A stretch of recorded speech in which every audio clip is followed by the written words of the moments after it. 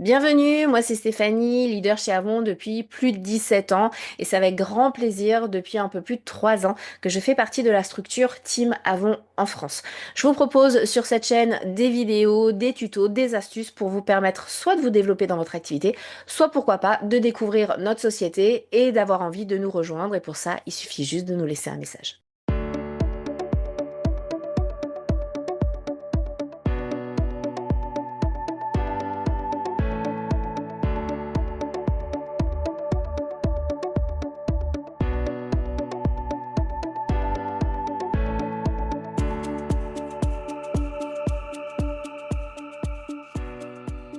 Avoir un partenariat avec un commerçant, une entreprise, un CE, etc. En quoi ça consiste? Qu'est-ce que ça va m'apporter? Comment je fais? Je vous explique tout ça. Coucou la team, j'espère que vous allez bien. Alors aujourd'hui, vous l'avez vu dans l'intro, on va parler partenariat. Alors ça peut faire très peur, surtout quand on est nouvelle, mais rassurez-vous, je vais tout vous expliquer et surtout, encore une fois dans cette vidéo, vous allez avoir cette vidéo-là et en plus, vous allez avoir les documents visuels de Marie-Arlette sur procédure. Donc comme toujours, puisque sur cette chaîne, il y a des personnes qui ne font pas partie de la structure, on va vous demander d'aller sur procédure, sur Boards, pour pouvoir bien, retrouver les visuels et cette vidéo qui sera bien sûr attachée à la publication. Bon, bah, je pense que là, c'est vraiment important effectivement de démarrer par ce point-là.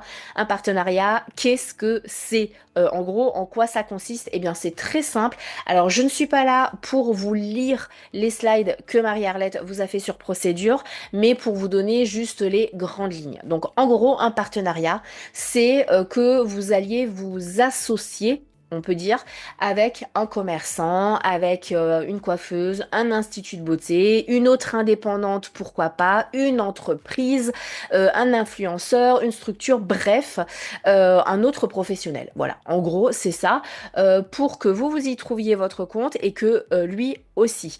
Le but, c'est que vous fassiez la promo de Avon dans ses locaux, dans ses structures, etc.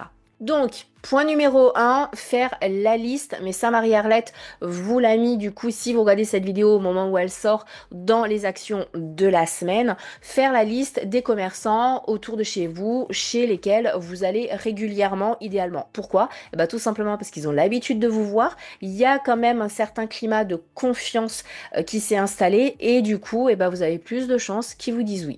Une fois que vous avez fait cette liste, il va falloir aller les trouver pour du coup leur proposer le partenariat. Qu'est-ce qu'on dit, comment on fait, etc. Encore une fois, vous aurez tout dans les slides. Marie-Arlette a fait un boulot de malade. Mais en gros, vous allez leur demander ou leur proposer. Ça va dépendre de la façon dont vous souhaitez amener la chose, de soit laisser du matériel à disposition du coup de leur clientèle, soit de venir faire une démonstration. Alors ça peut être des produits que vous laissez, ça peut être des flyers, ça peut être des brochures, ça peut être des cartes de visite, ça peut être plusieurs choses, peu importe, ça peut être une affiche. Vous faites comme vous le sentez. Le but, c'est vraiment que bah, vous soyez visible. Et pour lui, effectivement, qui est aussi un intérêt, ça on y revient juste après. Pour les supports, alors vous avez tous les mois des cartes, des flyers, on va dire, avec une nouveauté qui est mise en avant. Vous pouvez les imprimer, mais vous pouvez aussi créer vos flyers vous-même. Alors personnellement, moi je fonctionne beaucoup, même exclusivement avec Vistaprint. Pourquoi? Tout simplement parce que la qualité est là. Vous pouvez créer de A à Z ce que vous souhaitez. Vous êtes accompagné aussi avec des modèles si vous n'êtes pas trop à l'aise avec la création de visuels et surtout c'est vraiment pas cher, c'est très rapide, etc. Mais vous avez plein d'autres sites, libre à vous d'aller sur les sites qui vous conviennent le mieux. Il faut également personnaliser les supports, mais idéalement personnaliser si vous le pouvez, du coup, ce que vous laissez sur place. C'est-à-dire que si vous vous retrouvez dans une usine où il y a essentiellement des hommes, on est bien d'accord que le make-up ne va pas fonctionner.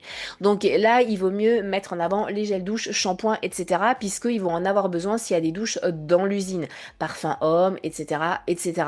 Il peut y avoir des moments au niveau de la Saint-Valentin, etc., où on propose des produits un peu plus larges, mais si vous devez mettre des produits à disposition, ciblés vraiment par rapport à la clientèle. Pareil, si c'est chez un coiffeur, et ben regardez peut-être s'ils sont intéressés pour un partenariat pour des produits cheveux. Je vais vous donner mon exemple. J'ai un partenariat avec une personne qui va réouvrir du coup une onglerie, donc un institut où on va pouvoir se faire les ongles. Eh bien, le partenariat est simple. Je vais la fournir en vernis, mais également en crème pour les mains, parce qu'en général, ça va de pair, et aussi avec quelques brumes parfumées, etc.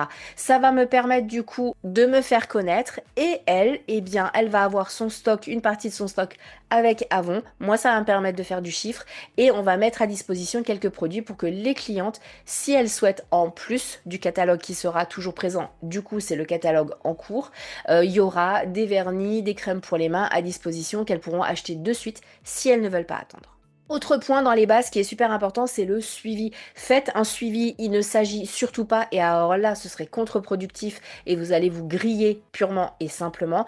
Faites le suivi en allant régulièrement voir si dans le cas où vous avez laissé des brochures, des flyers, etc., s'il y en a encore, les retours, si ça s'est bien passé, s'il y a eu des questions, etc. Mais je vous laisserai aller voir les slides parce que Marie-Arlette vous a donné des astuces pour que le commerçant soit zen de ce côté-là. Je vous laisserai aller découvrir tout ça. Bref, pour les bases, vous avez compris, en tout cas je l'espère, dites-le nous en commentaire ce que c'est un partenariat, les supports que vous pouvez mettre, etc. On passe réellement à la forme. Là encore, plusieurs possibilités.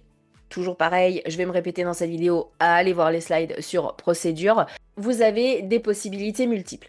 Première possibilité, faire un point de vente, c'est-à-dire laisser à disposition des produits, du coup, que le commerçant pourra mettre à la vente. Un point de vente peut vous permettre effectivement de générer des revenus rapidement. Vous pouvez aussi tout simplement faire un dépôt, si je peux dire, de matériel, c'est-à-dire laisser des brochures, des flyers, des cartes de visite, etc. Il se peut que le commerçant ne veuille pas et ne voudra jamais que vous mettiez un point de vente, ou peut-être qu'il attend de voir comment ça se passe et que vous propose de démarrer avec juste des brochures, des flyers, et par la suite, eh bien, avoir un point de vente. Vous pouvez aussi, et ça c'est le troisième point, la troisième possibilité, c'est faire une présentation, un atelier. Vous pouvez, en accord du coup avec le commerçant, pourquoi pas, un jour précis, à une heure précise, eh bien, faire une soirée privée, faire un atelier, etc. Et ça va être plutôt au moment où le commerçant a un peu moins d'influence. Pourquoi? Parce que lui, ça va en fait lui permettre d'avoir des clients qui vont venir et vous d'être un peu plus au calme. Encore un exemple, au mois de février, j'ai une soirée privée du coup dans une brasserie. On va être plusieurs VDI, donc plusieurs sociétés, et ça va être à nous de faire la pub du coup pour cette soirée privée et d'amener les gens. Ça va être sur un laps de temps de 3 heures. Et tout le monde s'y retrouve. Moi, pendant 3 heures, je vais être en contact de personnes que j'aurai invitées, mais aussi les personnes que les autres VDI auront invitées. Et le commerçant, donc la personne qui tient la brasserie, il trouvera aussi son compte puisque les gens vont consommer un soda, un café, etc. Vont peut-être grignoter quelque chose et du coup, elle aura aussi du chiffre. C'est un des points que vous aimez beaucoup dans les vidéos, les astuces. Et là, encore une fois, les slides de Marie-Arlette sont bourrés d'astuces et de conseils. Donc, encore une fois, allez les voir. Vraiment, le but de cette vidéo, je me répète, je sais, c'est juste de vous faire les grandes lignes. Première astuce, ciblez les commerçants chez lesquels vous allez. Vous allez être beaucoup plus à l'aise si vous discutez souvent avec eux que d'aller dans un magasin où vous n'êtes jamais allé. Pensez aussi aux structures comme les écoles de beauté, de make-up, de coiffure, etc. Ou pourquoi pas, vous pouvez aussi faire des partenariats, des ateliers, etc. Il y a également les événements et notamment au niveau local. Vous pouvez vous mettre en relation avec des associations, avec l'APE de l'école de votre ville ou de votre village ou de votre quartier, avec l'association, pourquoi pas, du troisième âge aussi, toutes les associations en fait que vous allez avoir pour faire un partenariat. Si vous cherchez bien, vous allez forcément trouver des produits qui vont convenir à plusieurs associations et pourquoi pas, vraiment encore une fois, cibler. Le gros avantage de cette astuce-là, c'est que vous êtes en local. Donc, vous allez avoir plus de facilité, encore une fois, d'échanger avec une association de votre village que l'association d'un village qui se trouve à 50 km de chez vous. Pourquoi? Parce que les gens se sentent redevables et dans le monde associatif, on privilégie toujours le local. Vous avez également les entreprises. Je vous ai donné l'exemple de l'entreprise avec essentiellement des hommes qui vont prendre la douche, donc pas de make-up, etc. Les CE, ça peut être quelque chose. Alors là, encore une fois, allez sur procédure, dans la loupe, tapez CE ou comité d'entreprise, vous allez avoir pas mal de choses qui vont vous être proposées du coup en résultat parce qu'on a déjà beaucoup travaillé sur les comités d'entreprise. C'est quelque chose qui peut vous permettre de générer du chiffre, encore une fois, en laissant des catalogues, en proposant une réduction, en faisant des ateliers, en faisant des soirées privées, en proposant, pourquoi pas, si l'entreprise fait pour Noël par exemple, des paniers garnis, pourquoi pas proposer également de laisser un panier garni. Les gens qui vont le gagner, et bien s'il y a vos coordonnées dedans, vont vous recontacter. On arrive au deuxième gros chapitre de cette vidéo, la pratique. Et alors là, ça va être très court pour moi parce que Marie-Arlette vous a tout expliqué en vous donnant des exemples de ce que vous devez dire, ce que vous allez pouvoir proposer aux commerçants, etc. Donc je vous laisse encore une fois aller voir tout ça. Mais en gros, pour la pratique, moi, tout ce que je vais vous dire, c'est que si vous souhaitez savoir comment faire, quoi dire, comment aborder, allez voir les slides.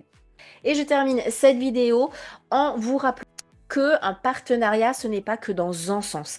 Il faut que vous gardiez à l'esprit que le commerçant en face doit y trouver aussi son compte. Soit il est méga sympa et il veut vous aider et là, c'est top. Mais en règle générale, ils veulent aussi avoir quelque chose en plus. Et quand vous proposez le partenariat, ben, c'est toujours bien de mettre en avant l'avantage que eux ils vont avoir et notamment la pub que vous pouvez faire. Plus vous êtes active sur les réseaux, et là en l'occurrence les réseaux sont importants, et bien plus vous allez pouvoir leur faire de la pub. Pourquoi pas leur dire que vous avez une communauté de temps et temps sur Facebook, temps et temps sur Instagram, etc. Et que vous allez relayer très régulièrement le fait qu'il y ait des catalogues, etc. dans leur commerce. Si c'est une boulangerie, eh bien pourquoi pas créer, vous pouvez proposer de créer des petits reels, des petites stories où vous allez taguer la boulangerie, bien sûr il faut qu'il soit sur les réseaux, où vous allez eh bien, vous filmer en train d'acheter votre pain, etc. Voilà, à la boulangerie. Et ça, vraiment, ça peut être en gros plus, c'est de la pub gratuite pour le commerçant, purement et simplement. Et pour ça, eh bien, il vous dira oui. J'espère que cette vidéo vous aura permis d'y voir encore un peu plus clair au niveau des partenariats, en tout cas d'avoir les grandes lignes. Maintenant, si ce n'est pas encore fait, allez voir la publication sur procédure où vous allez avoir toutes les slides, tous les détails, les phrases, les exemples, le comment, je fais, quand, etc. Comme toujours, je vous conseille de les imprimer ou de les enregistrer pour y revenir très régulièrement. Si vous les imprimez, eh ben, petite astuce, mettez tout ça dans un classeur, triez bien tout ça, comme ça vous pouvez y revenir quand vous le souhaitez. Je vous souhaite une excellente journée et une magnifique campagne de vente.